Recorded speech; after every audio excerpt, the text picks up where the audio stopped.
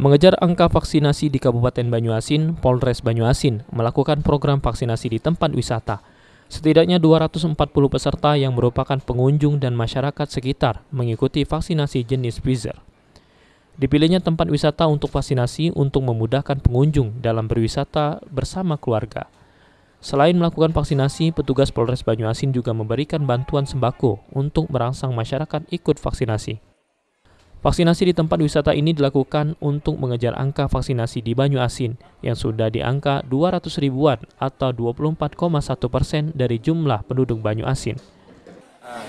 Terima kasih rekan-rekan ya. Jadi untuk secara keseluruhan masyarakat Kabupaten Banyuasin sudah kurang lebih 200-an ribu yang tervaksin.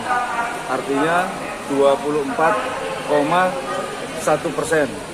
Nah, percepatan ini dengan dilakukan proyek vaksin, ya, kita sudah koordinasikan dengan Pemda, TNI, ya, beberapa kali hari ini kita selalu melaksanakan rakor untuk percepatan hal tersebut. Dengan hadirnya vaksinasi di tempat wisata, Ketua RT di Kelurahan Tanah Mas mengaku senang dan antusias masyarakat mulai tumbuh untuk vaksinasi. Terlebih, usai vaksinasi, peserta mendapat Banyuasin sembako. Masyarakat agar supaya segera divaksin karena ini sangat bermanfaat.